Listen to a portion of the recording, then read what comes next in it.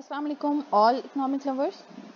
आज हम economic development in Pakistan का लेक्चर नंबर 6 करेंगे। इससे पहले जो लेक्चर 5 किया था उसके अंदर हमने इकोनॉमिक प्लानिंग को देखा था कि बेसिकली इकोनॉमिक प्लान जो है वो होता क्या है और किन किन बेस के ऊपर जो प्लान है उसको डिज़ाइन किया जाता है। ठीक है, उसके टारगेट्स क्या होते हैं।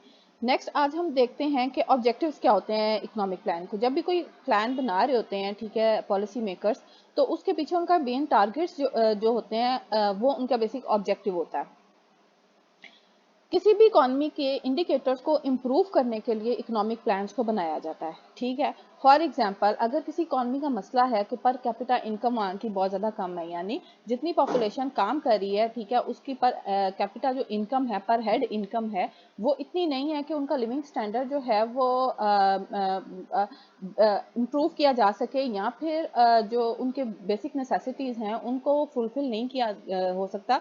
तो ऑब्वियसली बात है कि वो इकॉनमी जो है वो डिप्रेवेशन का शिकार रहेगी, या फिर पावर्टी, बिलो पावर्टी जो रेशो है पावर्टी उसकी पॉपुलेशन की, वो ज़्यादा रहेगी। इसलिए जब भी इकोनॉमिक प्लान बनाया जाता है तो उसके कुछ ना कुछ टारगेट्स रखे जाते हैं, कुछ ना कुछ ऑब्जेक्टिव्स होते हैं जिनको मीट किया जाता है in the time of maturity period. ठीक है, मेच्योरिटी टाइम जो होता है उसके फॉर एग्जांपल कोई भी प्लान अगर 5 साल के लिए बनाया तो उसका मेच्योरिटी टाइम 5 साल के बाद होगा। ठीक है, उसके बाद उस प्लान का ऑडिट किया जाता है और फिर देखा जाता है क्या कि जो इस प्लान के टारगेट्स थे उनको हमने अचीव किया है, या फिर जितने रिमेनिंग टारगेट्स हैं उनको दोबारा से किस तरीके से अचीव किया जा सकता है।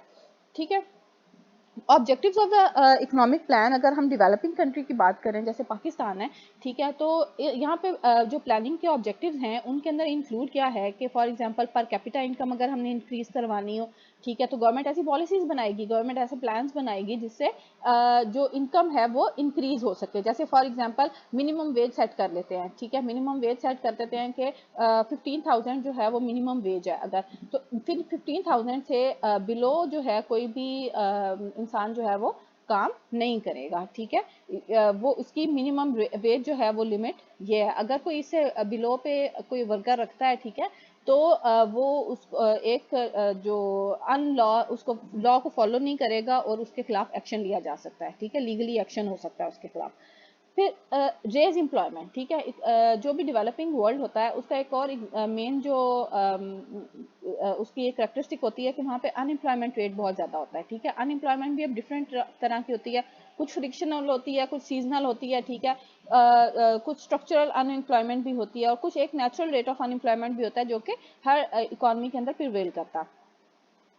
अब जो ऑब्जेक्टिव है हमारा इकोनॉमिक प्लानिंग का, ठीक है, उसका मेन पर्पस ये है कि एम्प्लॉयमेंट को जनरेट किया जा सके। तो क्या करेगी गवर्नमेंट के ऐसे इन्वेस्टमेंट करेगी या फिर ऐसे प्रोजेक्ट्स इनिशिएट किए जाएंगे जिनमें लोगों को ज़्यादा से ज़्यादा एम्प्लॉयमेंट मिल सके। फॉर एग्जांपल नई अगर इंफ्रास्ट्रक्चर बनाने की बात करें हम, ठीक है, रेलवे ट्रैक्स बनाने, तो उसमें लोग जो है वो इनकॉर्पोरेट किए जाते हैं, तो इससे एम्प्लॉयमेंट जो है वो जनरेट होगी।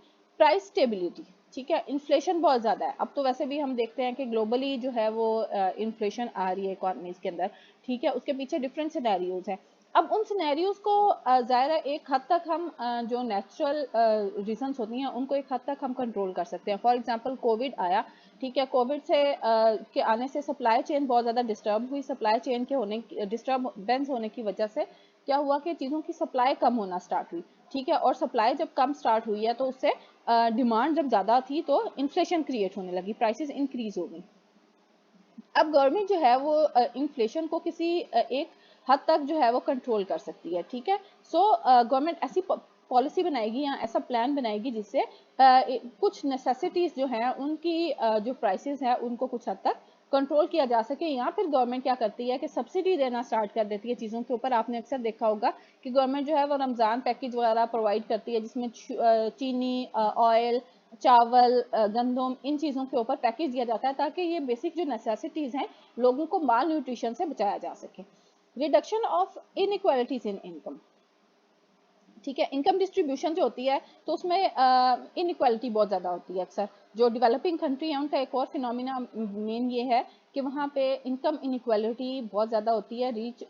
रिच और जो पुअर है उसके बीच का गैप जो है वो बहुत ज़्यादा हाई होता है, ठीक है। तो गवर्नमेंट ऐसी पॉलिसीज बनाएगी कि उस गैप को मिनिमाइज किया जा सके। फिर बैलेंस ऑफ पेमेंट को डिफिकल्टीज जो हैं यानी deficit in balance of payment उसको कम करने की कोशिश की जाती है for in the way of increasing export. और हम जो है मैन्युफैक्चर्ड गुड्स जो है अगर एक्सपोर्ट करेंगे तो क्वालिटी अच्छी चीज़ों की प्रोड्यूस करके उनको एक्सपोर्ट करेंगे तो हम चीज़ें ज़्यादा क्वांटिटी में इंपोर्ट करने के भी काबिल होंगे और उससे डेफिसिट जो है वो मिनिमाइज होगा।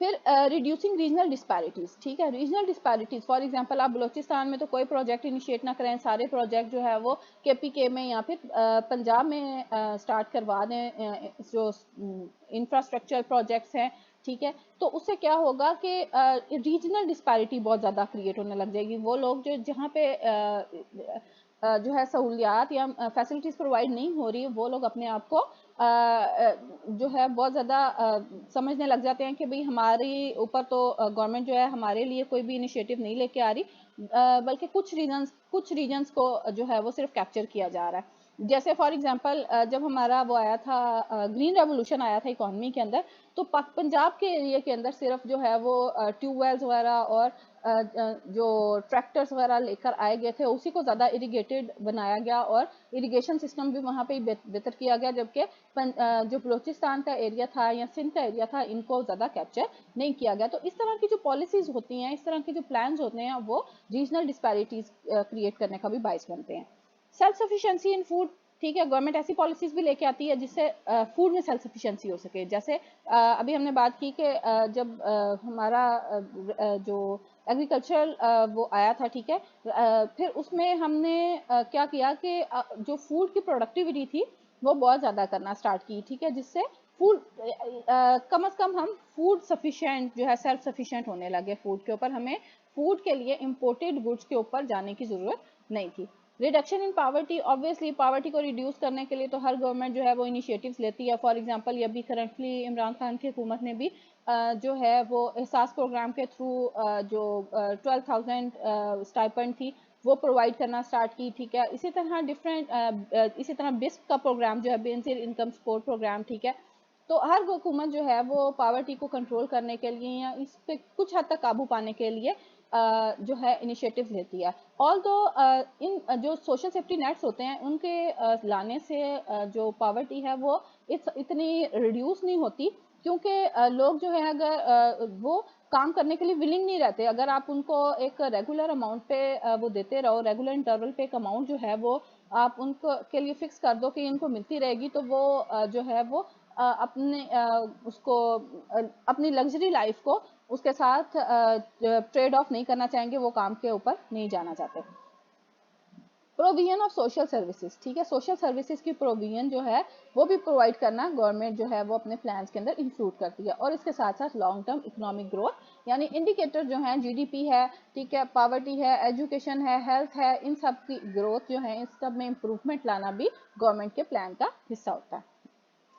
अब इकोनॉमिक इंफ्रास्ट्रक्चर बेसिकली क्या होता है कि जो कैपिटल, ऐसा कैपिटल जो कि किसी रोड को बनाने के लिए, रेलवे ट्रैक्स को बिछाने के लिए, वाटरवेज बनाने के लिए, एयरवेज बनाने के लिए, ट्रांसपोर्टेशन सिस्टम को बेहतर करने के लिए, कम्युनिकेशन सिस्टम को बेहतर करने के लिए, वाटर की सप्लाई बेहतर करने के लिए, इलेक्ट्रिसिटी की ट्रांसफॉर्मेशन के लिए, या फिर पब्लिक सर्विसेज के लिए ये जो लोकल वैन्स वगैरह चलती हैं ये, या फिर और भी डिफरेंट टाइप की पब्लिक सर्विसेज, और साथ साथ हेल्थ और एजुकेशन के ऊपर ऐसी अमाउंट जो इन सब सर्विसेज के ऊपर लगाई जाए वो उसको हम इकोनॉमिक इंफ्रास्ट्रक्चर कहते हैं, ठीक है। बेसिकली वो इकोनॉमिक इंफ्रास्ट्रक्चर होता है क्योंकि ये इकोनॉमिक वेरिएबल्स के ऊपर लगता है और इकोनॉमी को इम्प्रूव करने के लिए लगाया जाता है।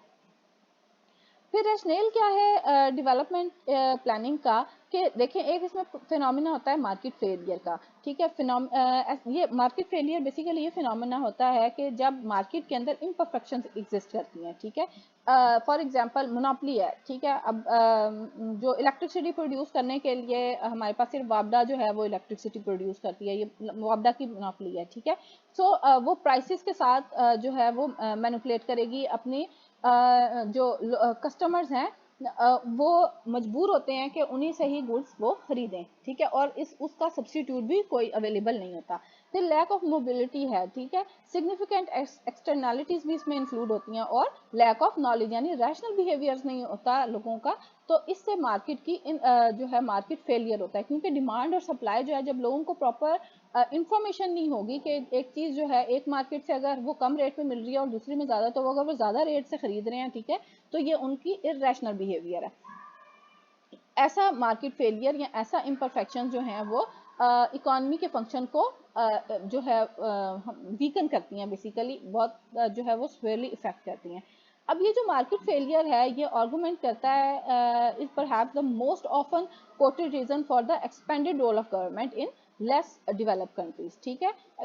इससे गवर्नमेंट का जो रोल है एक्सपैंड होता जाता है, क्योंकि अगर प्राइवेट हैंड्स के अंदर हो तो जो इंस्टीट्यूशन है प्राइवेट हैंड के अंदर हो तो उसमें मार्केट फेलियर होने का चांस जो है वो बहुत ज़्यादा होता है। लेकिन जो गवर्नमेंट है वो ऐसे इनिशिएटिव्स लेकर आती है जो कि पब्लिक की वेलफेयर के लिए हों, ठीक है, चाहे लोग रैशनल हों या ना हो। अगर आप किसी चीज़ की प्राइस सेट कर दोगे, ठीक है, कंपिटेटिव इवन इकोनॉमी के अंदर भी किसी चीज़ की प्राइस को अगर सेट कर दिया जाए या इवन वेज को सेट कर दिया जाए, तो जो लोग हैं, जो प्रोड्यूसर्स हैं या इवन जो मोनोपोलिस्ट हैं, ठीक है, वो उसको अपनी मर्जी के साथ राइज या जो कम है वो नहीं कर सकते। एक और जो उसका होता है कि इकोनॉमिक प्लानिंग का एक और जो सिग्निफिकेंट फीचर है वो ये है कि रिसोर्स मोबिलाइजेशन और एलोकेशन।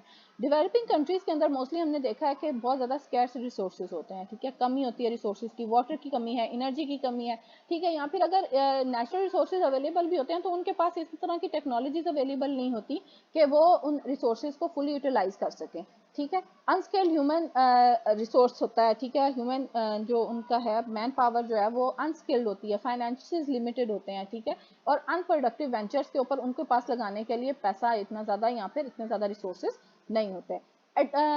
जो एटीट्यूडनल और साइकोलॉजिकल इम्पैक्ट है वो भी ये कहता है कि it is often assume that a detailed statement of national economic and social objectives in the form of specific development then can also have an important attitudinal or psychological impact। कुछ लोगों का साइकोलॉजिकल इम्पैक्ट भी होता है, ठीक है, on a diverse and often fragmented population.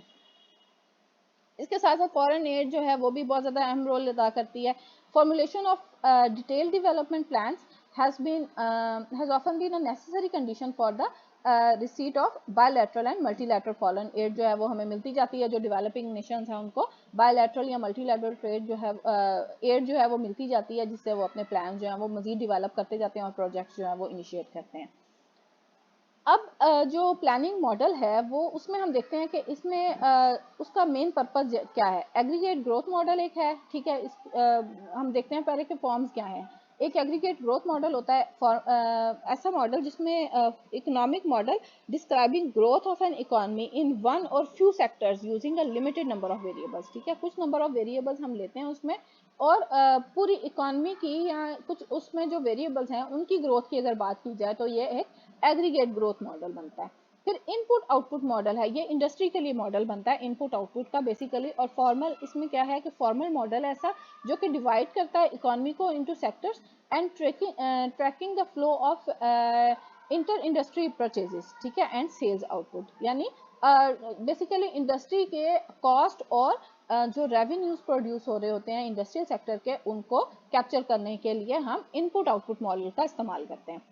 फिर project appraisal होता है, ठीक है, quantitative analysis of the relative desirability of investing a given sum of public or private funds in alternative projects, ठीक है।